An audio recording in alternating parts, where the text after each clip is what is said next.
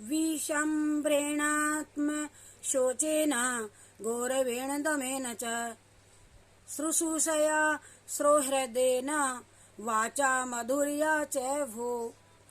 दृष्टांत माला। अपने दिव्य आचरणों से पत्नी अपने पति को वश में कर लेती है।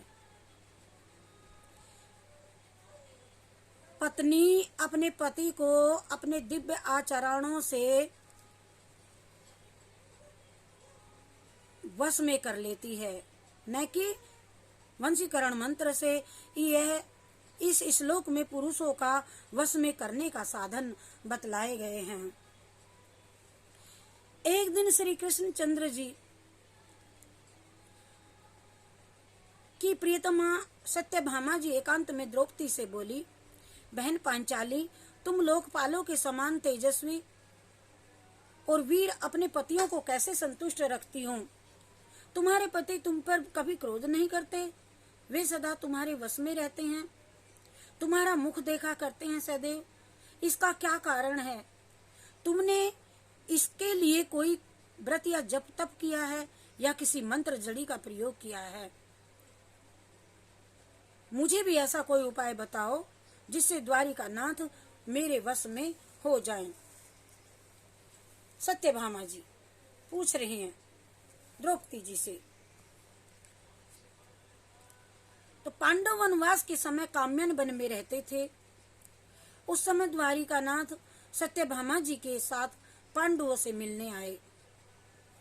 तो द्रौपदी जी ने कहा, सत्यभामा जी, तुम मुझसे दुष्ट स्त्रियों की सी बातें कैसे कर रही हो? इसीलिए तुम्हारे ऐसा प्रश्न करना तुमको ठीक नहीं।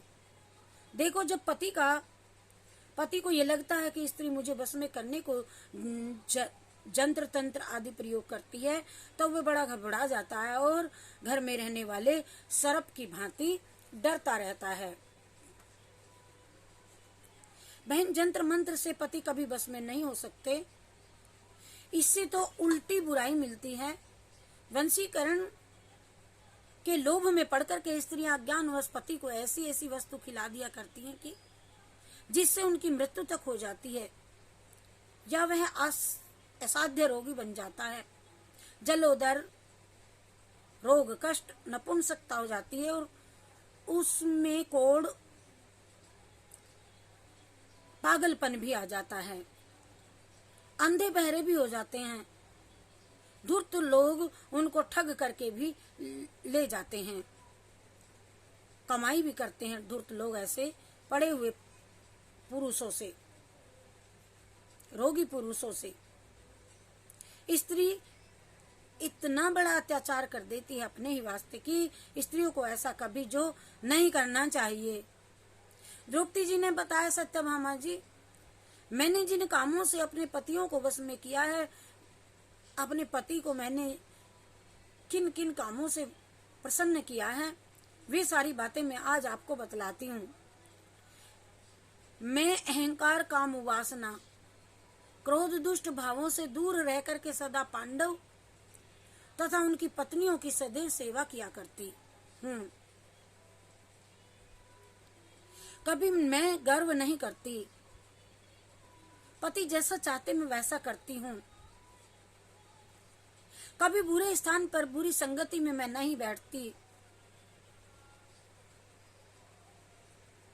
पति के बैठने पर बैठती, पति के सोने पर उठती, पति के को भोजन करा कर भोजन करती। पांडवों के भोजन किए बिना मैं कभी भोजन नहीं करती।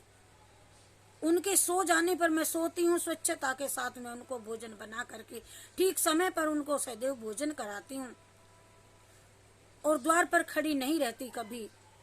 मेरे पति जिस पदार्थ को नहीं खाते मैं उसको कदापि नहीं खाती, त्याग देती हूँ। क्रोध उत्पन्न होने वाले अवसरों को मैं सदैव टालती रहती हूँ। पति के प्रिय और हित करना ही मेरा एक व्रत है। मैं उनकी अपनी पूजनीय सास की प्रत्येक आज्ञा का सदैव पालन करती हूँ। पतियों को कभी हीन दृष्टि से मैं नहीं देखती। 5 पति की मैं पत्नी, उनसे उत्तम भोजन मैं कभी नहीं करती।